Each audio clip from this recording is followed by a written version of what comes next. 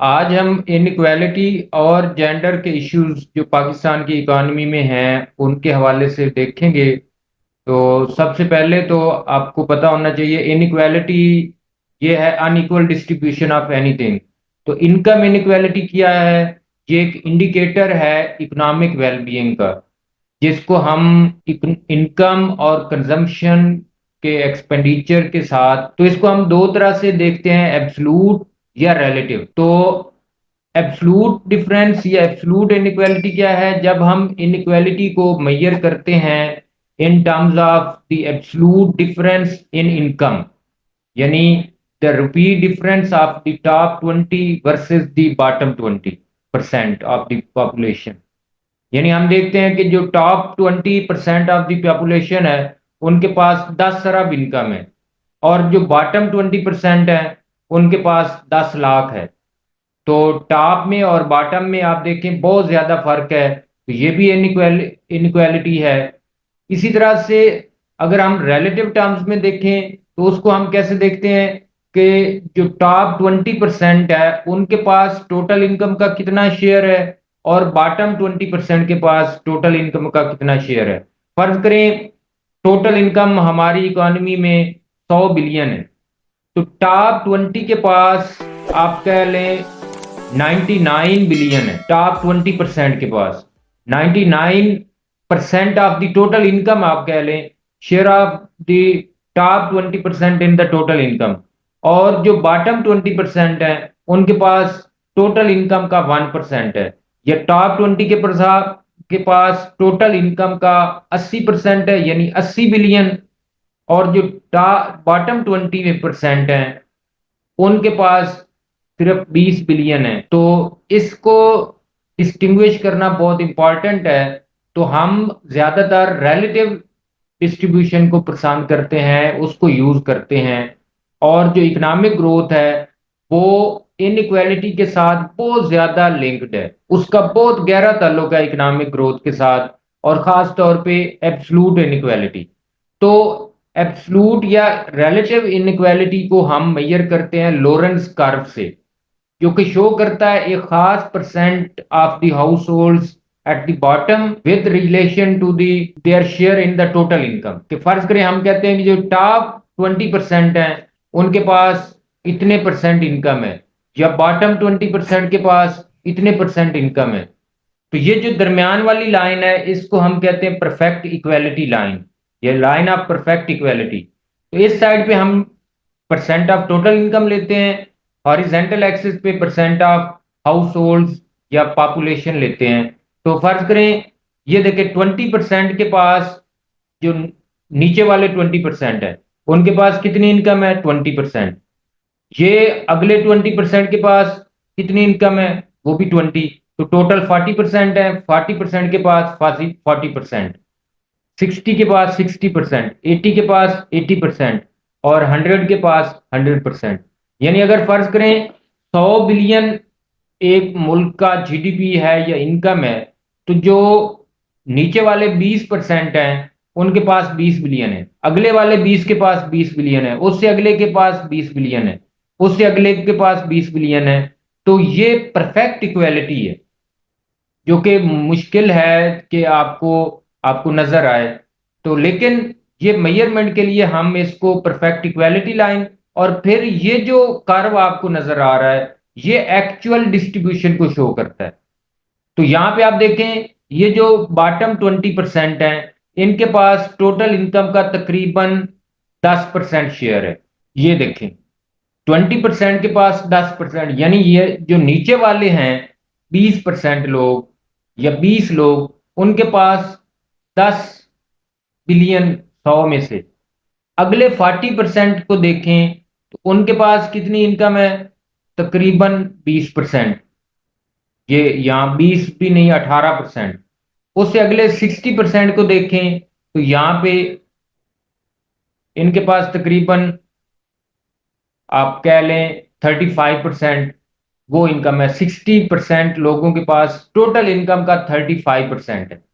अगले ये वाले अगर हम टोटल 80 को देखें, यानी 80 लोगों के पास अगर टोटल इनकम 100 बिलियन है, उनके पास तकरीबन 65 बिलियन है, 80 लोगों के पास, यानी 80% के पास 100 बिलियन का 65 बिलियन उनके पास है। और जो बाकी ये 20% बच रहे हैं, इनके पास बाकी सारी इनकम है ये। तो यहां से भी आपको इनइक्वालिटी का पता चलता है। तो ये है लॉरेंस कर्व, जिससे हमें जो इनइक्वालिटी है उसको मेजर करने में आसानी होती है। तो यहां से फिर हम गिनी कोएफिशिएंट निकालते हैं।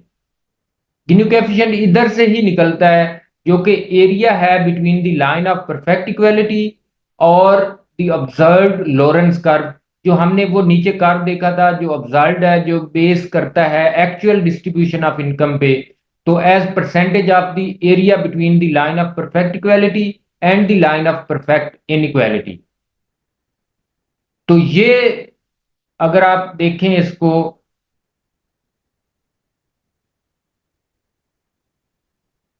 ये परफेक्ट इक्वालिटी और लॉरेंस कर्व के दरमियान जो डिस्टेंस है एज परसेंटेज, वो हम करेंगे तो हमारे पास गिनी कोएफिशिएंट की वैल्यू आ जाएगी।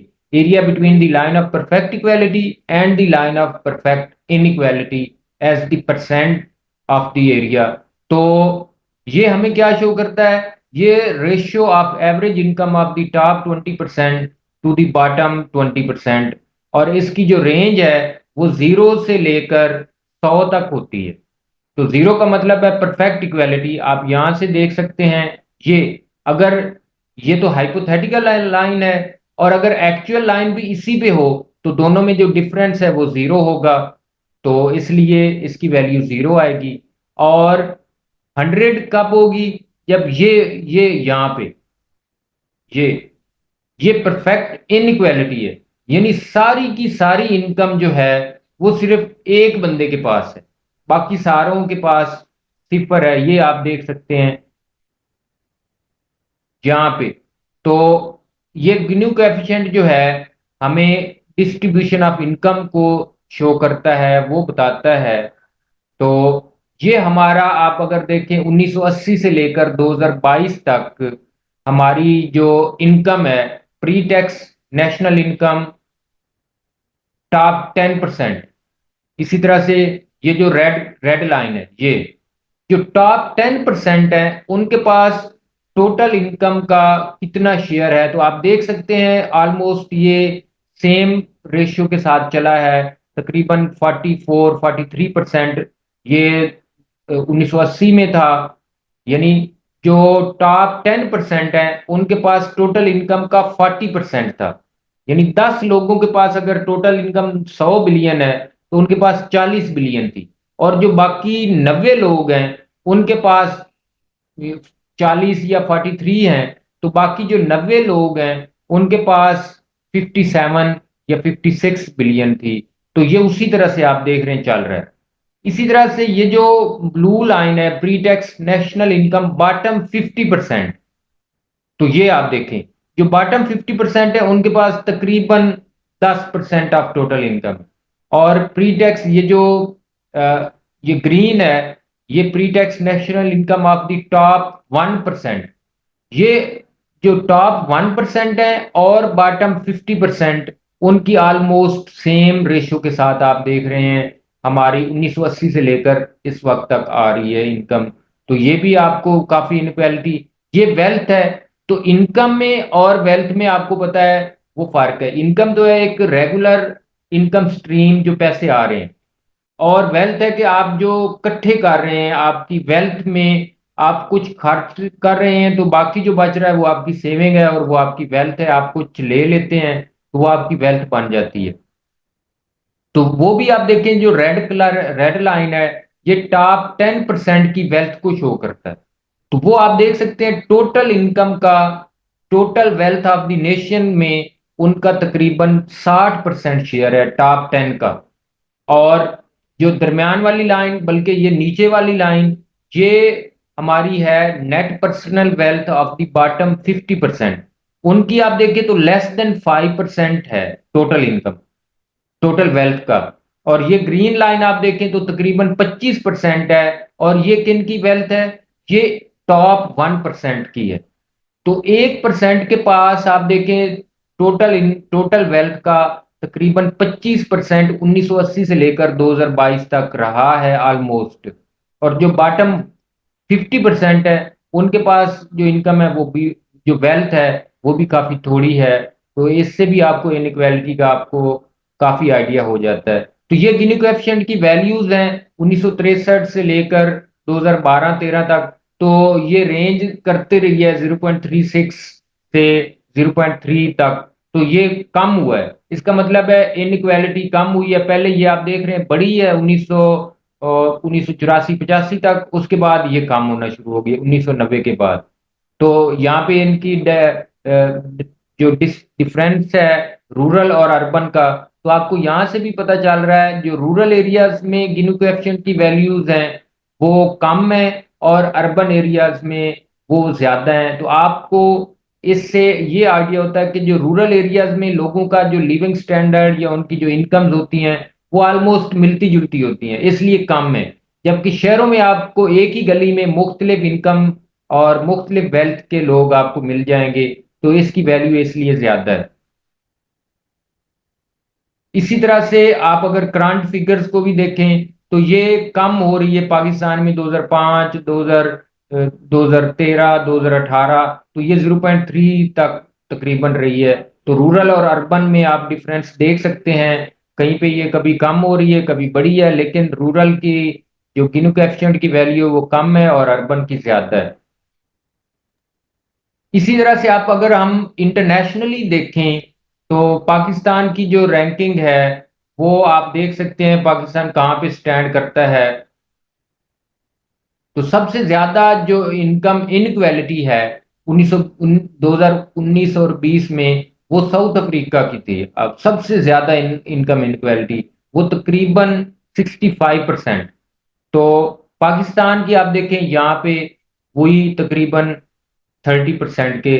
तो पाकिस्तान इनसे तो बेहतर है, south Africa, Jamaica, Bangladesh, Germany, Korea, Australia, Austria, लेकिन जो इनसे पाकिस्तान बेहतर है। लेकिन आप देखें इराक, बेल्जियम और ये पाकिस्तान से वो आगे हैं, उनके यहाँ जो सिचुएशन है वो बेहतर है। तो पाकिस्तान की वैल्यू 29.6 है और इसकी रैंकिंग 138 है आउट ऑफ आप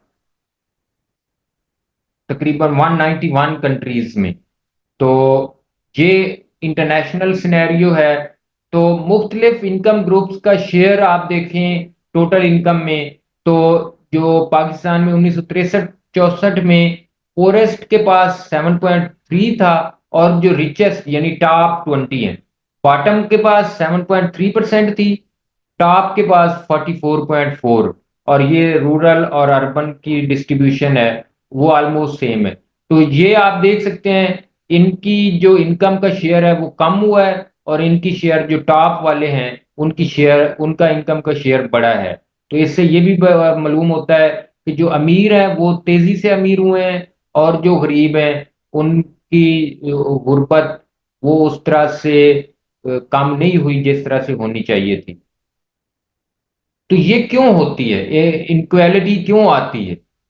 तो इसका बहुत ज्यादा इम्पैक्ट है इनक्वालिटी का पॉवर्टी पे।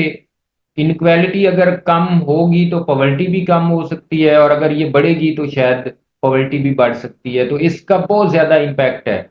तो इनक्वालिटी में जो इंक्रीज है वो और खराब करता है poverty reducing impact of A given amount of growth. तो अगर इनक्वालिटी बढ़ जाए, उधर से ग्रोथ हो रही हो, तो हालात और खराब होने के चांसेस होते हैं। तो इसका मतलब है जो अमीर हैं वो अमीर हो रहे हैं, और जो गरीब हैं वो गरीब तर हो रहे हैं। तो इससे क्या होगा, हालात खराब होने के चांसेस होते हैं। तो जो इनक्वालिटी का हायर लेवल है उसके इम्पैक्ट्स जैसे हमने बात की, तो एक है वेल्थ इफेक्ट और दूसरा है पॉलिटिकल इकोनॉमी कंसिडरेशन या पॉलिटिकल इकोनॉमी इफेक्ट। तो वेल्थ इफेक्ट क्या है? जिनके पास कम वेल्थ होती है या इनकम कम होती है, they typically find it hard to invest in wealth और इनकम इनहांसिंग एक्टिविटीज।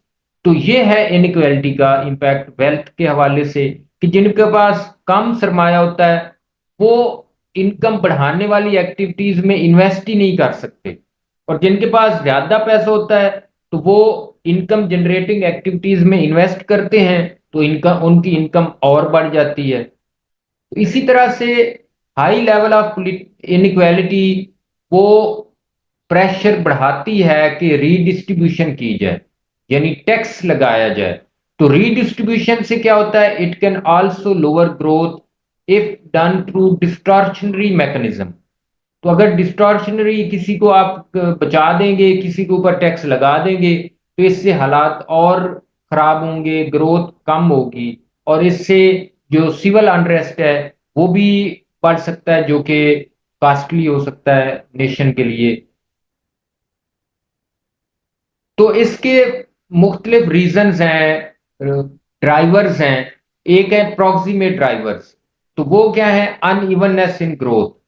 तो रीजनल अनइवननेस, रूरल और अर्बन, प्रोविंस वाइज डिफरेंसेस, मसलन चाइना और नेपाल ये रीजन, या जैसे पाकिस्तान, पंजाब और बलूचिस्तान, तो इन दोनों में रीजनल अनइवननेस है, और इसलिए फिर जो इनकी इनक्वालिटीज हैं वो डिफरेंट होंगी, इनकम्स वो डिफरेंट होंगी।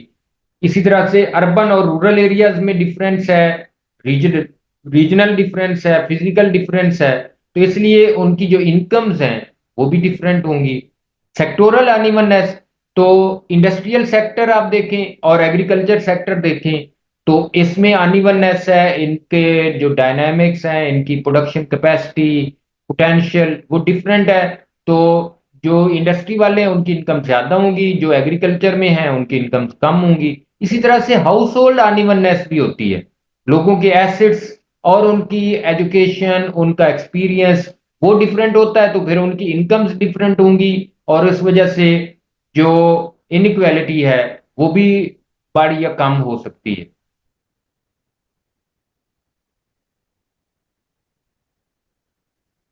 इसी तरह से पॉलिसी ड्राइवर्स में आप देखें तो स्लो ग्रोथ ऑफ एग्रीकल्चर, ये भी एक बहुत बड़ा फैक्टर है कि एग्रीकल्चर उस हिसाब से ग्रो नहीं करता जिस हिसाब से सर्विसेज या इंडस्ट्री वो ग्रो करती हैं। तो बहुत सारे एशियन कंट्रीज में ऐसा हुआ है कि पब्लिक इन्वेस्टमेंट रूरल इंफ्रास्ट्रक्चर में कम रही है। इसी तरह से there has been stagnation in resources devoted to developing and spreading new technologies, और public investment has kept private investment away. Agriculture में खास तौर पे जो पब्लिक इन्वेस्टमेंट है, गवर्नमेंट की इन्वेस्टमेंट वो कम रही है, बल्कि प्राइवेट इन्वेस्टमेंट वो कम रही है as compare to private, as compare to public investment.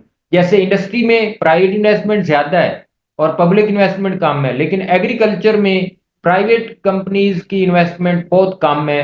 तो इसलिए ये जो हमारा एग्रीकल्चर सेक्टर है वो पीछे रह गया और इंडस्ट्री आगे निकल जाती है। मार्केट और ग्लोबलाइजेशन का काफी इंपैक्ट है। Interplay between market minted reforms, globalisation, technology, मसलन चाइना के अंदर इनइक्वालिटी बिटवीन कोस्टल और interior regions is attributed to openness. तो जो कोस्टल रीजन्स हैं वो ज्यादा अमीर हो सकते हैं, क्योंकि वहां से दुनिया की सारी चीजें वहां पे पहले आती हैं, लोगों को रोजगार मिलता है, उनको नई चीजें मिलती हैं, एज कंपेयर टू जो जो जो अंदरूनी इलाके हैं, जो दूर वाले इलाके हैं कोस्ट से। तो इसी तरह से इंडिया के अंदर इंडस्ट्री की डीरेगुलेशन ने भी इन्वेस्टमेंट को ज्यादा बढ़ाया है, और फिर इंडस्ट्री की जो इनकम्स हैं वो बढ़ गई हूँ। हाउस होल्ड लेवल पे ग्लोबलाइजेशन ने एक स्किल बेस्ड टेक्नोलॉजी इंट्रोड्यूस करवाई है। तो लोग जिनका एक्सपोजर है ग्लोबलाइजेशन के साथ, इंटरनेशनल ट्रेड के साथ, उनकी इनकम्स बढ़ गई, और जो पीछे रह गए उनकी इनकम्स कम हो गई, तो इनइक्वालिटी फिर चेंज हो गई, वो बढ़ गई। तो पब्लिक पॉलिसी का क्या इम्पैक्ट रहा है इनइक्वालिटी पे? तो पब्लिक पॉलिसी ने कैसे इसको टैकल करने की कोशिश की है? तो आप सुनते हैं कि जो रिच आर गेटिंग रिचर और पुअर आर गेटिंग पुअर, लेकिन असल जो मेन थीम है इसका, या मेन फैक्ट है, वो ये है कि rich are getting richer faster than the poor. तो इसमें हम क्या कर सकते हैं कि जो गवर्नमेंट्स हैं they can focus on policies that would lift the incomes of the poorer. जो गरीबों की इनकम बढ़ाने के लिए गवर्नमेंट को वो फोकस करना पड़ता है, पॉलिसीज लेके आनी पड़ती हैं। तो उसके लिए हम कौन से मैयर्स ले सकते हैं टू एड्रेस रीजनल या सेक्टोरल इनइक्वालिटी। तो एक तो है इक्वलाइजेशन ऑफ अपॉर्चुनिटीज। तो आपको पता है हमारे पास दो तरह की इनइक्वालिटी होती है। एक है driven by circumstances beyond the control of individual. तो कुछ ऐसी चीजें हैं जो लोगों के कंट्रोल में नहीं होती और आपको इनइक्वालिटी फेस करना पड़ती है, और उसको हम बोलते हैं इनइक्वालिटी ऑफ अपॉर्चुनिटीज। और दूसरा है कि लोगों की अपने कंट्रोल में कुछ चीजें होती हैं, यानी उनकी एजुकेशन, वो अपनी एजुकेशन बढ़ा सकते थे, नहीं बढ़ाई तो वो पीछे रह गए, उनका एक्सपीरियंस, उनकी ट्रेनिंग। तो ये खास तौर पे हमारे यहाँ इसका बहुत ज्यादा रोल रहा है और दुनिया में भी इनइक्वालिटी को बढ़ाने में। इसी तरह से हम इस inequality in terms of opportunities वो बढ़ा देंगे तो इनइक्वालिटी कम हो जाएगी। इसी तरह से इकोनॉमिक अपॉर्चुनिटीज फॉर पुअर और नॉन पुअर अगर हम बढ़ाएंगे तो इससे भी हमारे यहाँ दुनिया में इनइक्वालिटी कम हो सकती है। खास तौर पे इंडस्ट्रियल पॉलिसी, फाइनेंस और trade policy, it can benefit non poor more initially. तो ये जो पॉलिसीज हैं ये गरीब अमीरों को ज्यादा बेनिफिट देंगी, लेकिन हमें चाहिए कि जो पुअर हैं उनके लिए कुछ पॉलिसीज और कुछ अपॉर्चुनिटीज इंट्रोड्यूस करवाएं तो हालात बेहतर हो सकते हैं। इसी तरह से रीडिस्ट्रीब्यूशन इज इनएविटेबल। तो अमीरों से पैसा गरीबों की तरफ मुंतकिल होना बहुत जरूरी है, और इसके लिए आपको टैक्स लगाने पड़ते हैं। तो और इसी तरह से आपको realignment of the recipient of public expenditure और पब्लिक इन्वेस्टमेंट, एक तो टैक्स लगाने पड़ेंगे, दूसरा आपको गवर्नमेंट गरीबों के लिए कुछ प्रोग्राम्स लॉन्च करे, जैसे बेनजीर इनकम सपोर्ट और इस तरह के हैं। तो ये रीडिस्ट्रीब्यूशन के लिए है। तो रीडिस्ट्रीब्यूशन में जो डिजाइन है रीडिस्ट्रीब्यूशन पॉलिसी का, वो बहुत क्रिटिकल है, उसको मद्देनजर रखना बहुत जरूरी है। तो अब हम रीजनल इनइक्वालिटी को कैसे मेजर कर सकते हैं? तो इसमें आपको पता है जो इनइक्वालिटी है उसकी स्पेशल और रीजनल डिवीजन है, यानी इलाकाई और रीजन के लिहाज से। तो वो किसके साथ उनका बहुत ज्यादा लिंक है विद द पॉलिटिकल और ethnic tensions which undermine social and political instability. तो इनका बहुत ज्यादा रोल है, और हमें welfare analysis which supports as many attributes as is relevant and feasible। तो हमें मल्टीवेरिएट अप्रोच अपनाने की जरूरत पड़ती है, और उसके लिए हम वेलफेयर एनालिसिस करते हैं जिसमें बहुत सारे एट्रीब्यूट्स को हम उनका अहाता करते हैं, उनको कवर करते हैं, और उसमें बहुत सारी डिफरेंट मेजर्स और इंडिकेटर्स हम यूज कर रहे होते हैं, और उनको मेजर करके हम बता सकते हैं कि रीजनल इनइक्वालिटी वो कैसी है। तो उसमें इनकम, वेल्थ, खास तौर पे cash value of agriculture produce पर पर्सन, लाइफ स्टॉक पर rural capita, large scale manufacturing per capita. तो ये कुछ इंडिकेटर्स हैं जिससे आपको पता चलता है कि इनइक्वालिटी कैसी है, उसका स्टेटस क्या है। तो हमें रीजनल इनइक्वालिटी को कैसे कम करना चाहिए या हम कैसे कम कर सकते हैं, उसमें एक तो है कि आप एग्रीकल्चर को मॉडर्नाइज कर दें।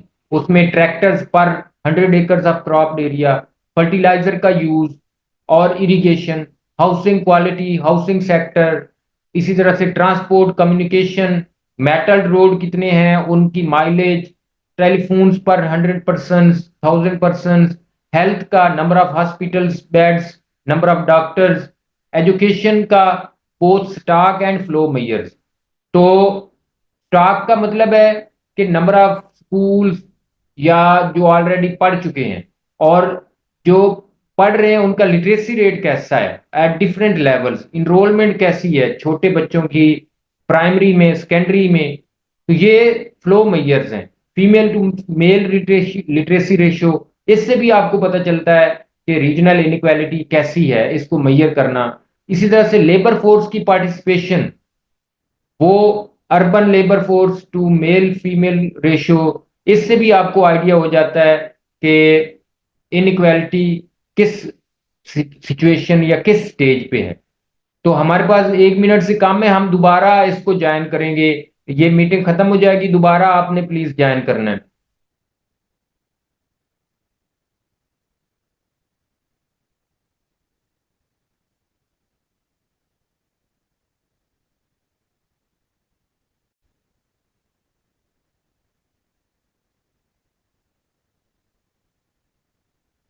तो इनइक्वालिटी प्रोविंशियल लेवल पे भी डिफरेंट प्रोविंसेस के दरमियान भी आप देख सकते हैं कि वो होती है, और उसकी जो मैग्नीट्यूड है या नेचर है उसको ट्रेस करना वो आपके लिए बहुत आसान है।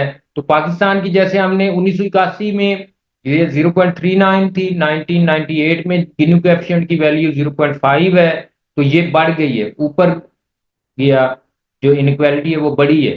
पंजाब में आप देखें 1981 में 0.21 और 1998 में ये 0.19 थी, ये कम हुई है। इसका मतलब है इक्वालिटी की तरफ हम गए हैं, इनक्वालिटी कम हुई है।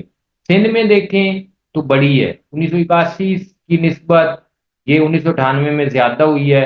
एनडब्ल्यूएफपी में भी बहुत ज्यादा हुई है, बलूचिस्तान में भी आप देख सकते हैं बहुत ज्यादा हुई है। इन तीनों सूबों में जो इनइक्वालिटी है वो बड़ी है। तो चूंकि यही एस्टिमेट्स हैं हमारे पास अवेलेबल, तो अगर आपके पास करंट एस्टिमेट्स आ जाएं तो उसमें भी ऑलमोस्ट इसी तरह से आपको नजर आएगा। पंजाब में इक्वालिटी बेहतर हुई है, और लेकिन जो बाकी सूबे हैं उसमें हालात थोड़े से वो ऐसे नहीं है। एक और जो क्लोजली रिलेटेड फिनोमेना है वो है जेंडर इनइक्वालिटी। एक जो हमने अभी देखा वो है इनकम इनइक्वालिटी, उसके मुख्तलिफ रीजंस हैं, उनको हम कैसे मेजर कर सकते हैं, उनको कैसे टैकल कर सकते हैं। तो दूसरा है जेंडर इनइक्वालिटी। तो हमारे यहाँ पाकिस्तान में भी दुनिया में भी ऐसा होता है कि जेंडर्स में डिफरेंस होता है।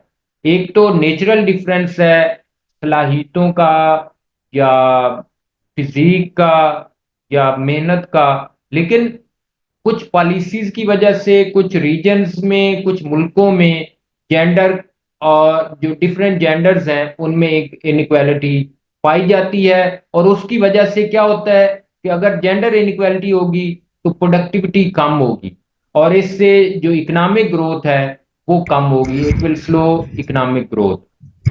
तो अब अगर आप जो गर्ल्स हैं, खास तौर पे हम अपने इलाके की बात करें, अपने मुल्क की बात करें, तो अगर आप विमेन को, गर्ल्स को पढ़ाएंगे तो इससे क्या होता है, चिल्ड्रन की एजुकेशन इंप्रूव होती है, चिल्ड्रन बिल्कुल। बच्चे हैं उनकी हेल्थ केयर इंप्रूव करती है, उनका सर्वाइवल रेट बढ़ता है, बेटर नरिशमेंट होती है, और जो आबादी है, नंबर ऑफ चिल्ड्रन, वो भी, जो एजुकेटेड फीमेल्स हैं they will be more inclined towards fewer children. तो लेकिन हमारे यहाँ और दूसरे डेवलपिंग कंट्रीज में जो फीमेल एजुकेशन है वो क्यों कम है, why it is low in developing countries? तो इसमें दोनों तरह के सप्लाई और डिमांड फैक्टर्स हैं।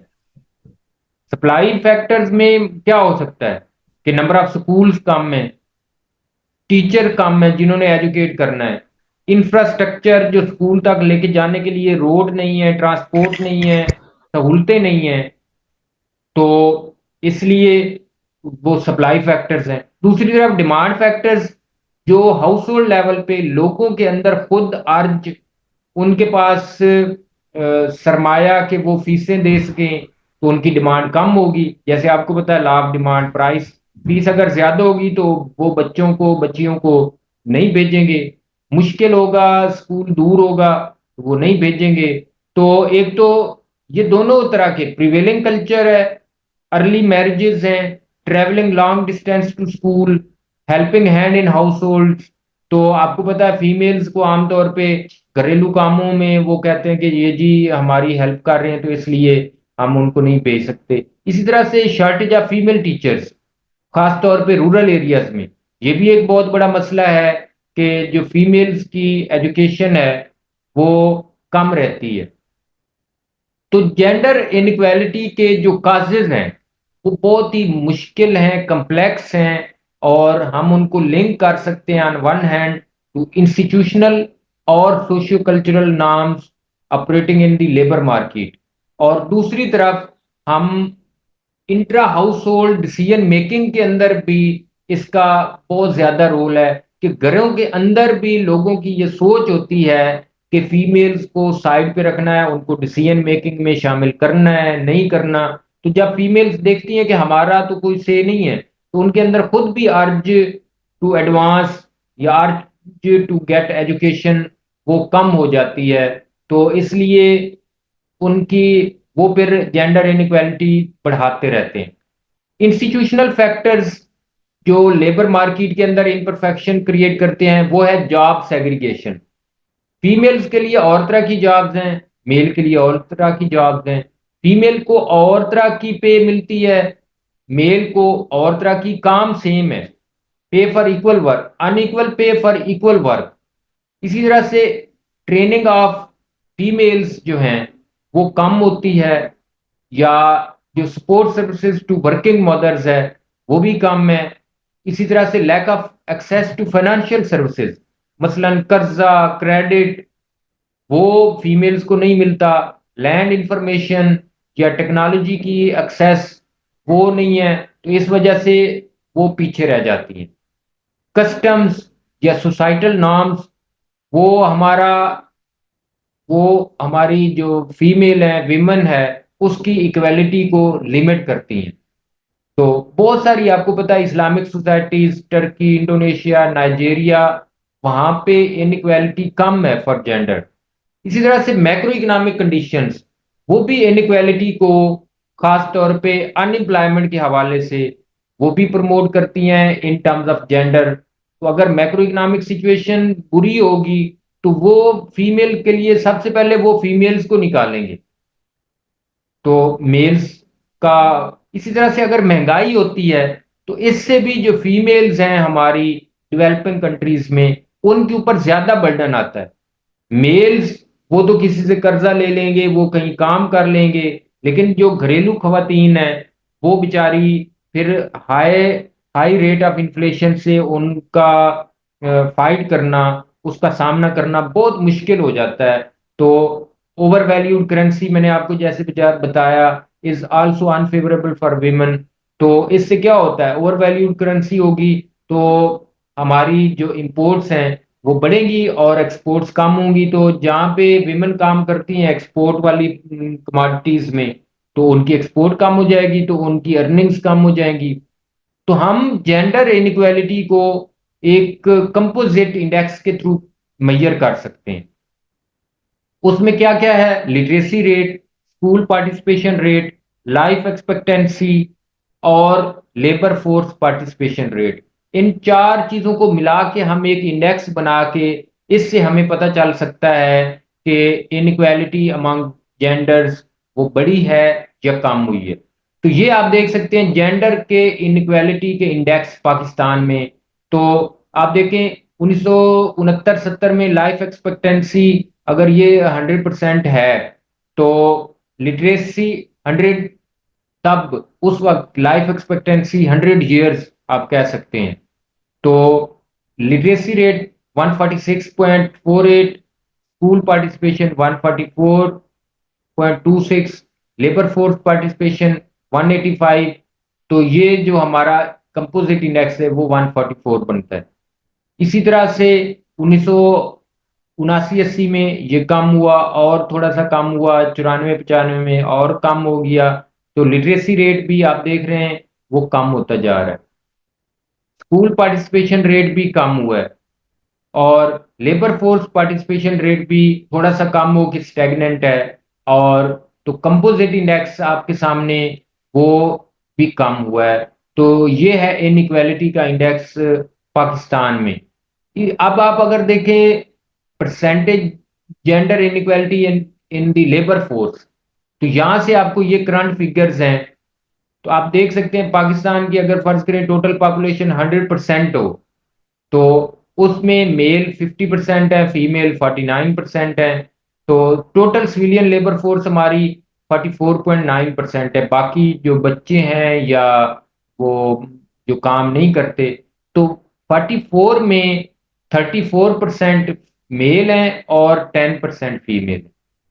एम्प्लॉयड को अगर आप देखें तो जो एम्प्लॉयड है उसमें 42%, ये टोटल है, टोटल एम्प्लॉयड लेबर 44 में से 42 एम्प्लॉयड है। ये 44% या 45 आप कह लें वो काम करने के काबिल हैं, लेकिन कौन काम कर रहे हैं? 42.07%। उसमें मेल 32% है और फीमेल तकरीबन 10%।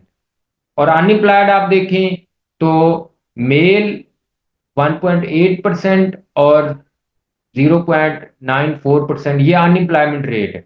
तो इसी तरह रूरल अर्बन की डिस्टिंक्शन है। पंजाब की आप देख सकते हैं, सिंध की देख सकते हैं, खैबर पख्तूनख्वा की आप देख सकते हैं।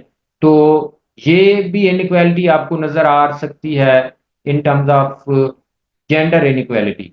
तो इसको हम कैसे कम कर सकते हैं? एक तो है अवेयरनेस क्रिएशन, लोगों में अवेयरनेस क्रिएट करें, उनको बताएं कि ये ठीक नहीं है। इसी तरह से there should be special programmes for female employment, micro credit कर्जा फीमेल्स के लिए हो, एजुकेशन ट्रेनिंग को बढ़ाया जाए फीमेल्स के लिए। तो ये है, हम चूंकि जो जेंडर है फीमेल है वो पीछे है, तो हमने उसको इस तरह से पुश करना है कि वो मेल के बराबर आ जाए ताकि इक्वेलिटी पैदा हो। तो education training, focus on social service, social sector development, उसको प्रायोरिटाइज करना है, फिजिकल लेवल पे इसको बढ़ाना है। Regulatory framework to encourage women's participation in labour market.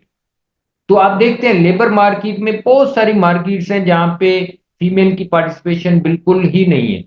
खासतौर पे आप देखें ये सब्जी मंडी, गला मंडी और जो बाकी ये कंस्ट्रक्शन, इसमें नहीं है, सर्विसेज में तो है। इसी तरह से हमें लोकल एंटरप्राइज फॉर फीमेल्स वो बढ़ाने चाहिए, इसका बहुत ज्यादा रोल है। तो इससे भी काफी कम हो सकती है।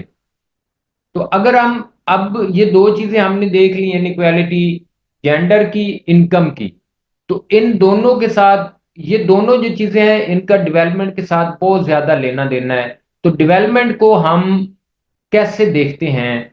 वो डिफरेंट डेवलपमेंट लेवल्स आप देखें, 90s में हाई, मीडियम, लो।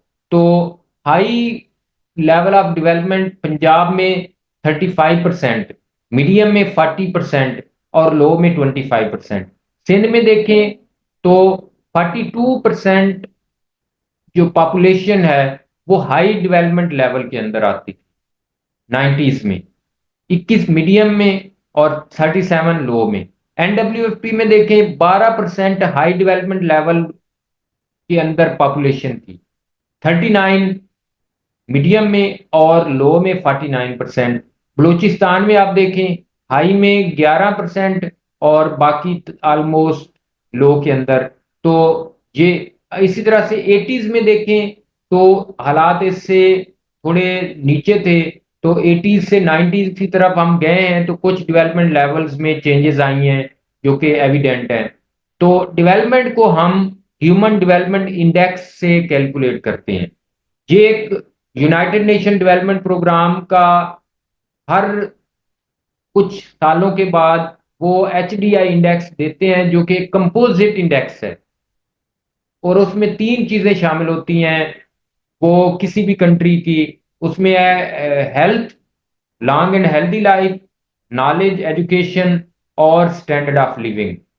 तो ये इसलिए क्रिएट किया गया ताकि पता चले कि लोगों की जो कैपेबिलिटीज हैं उन वो एक अल्टीमेट क्राइटेरिया होना चाहिए to assess the development of a country.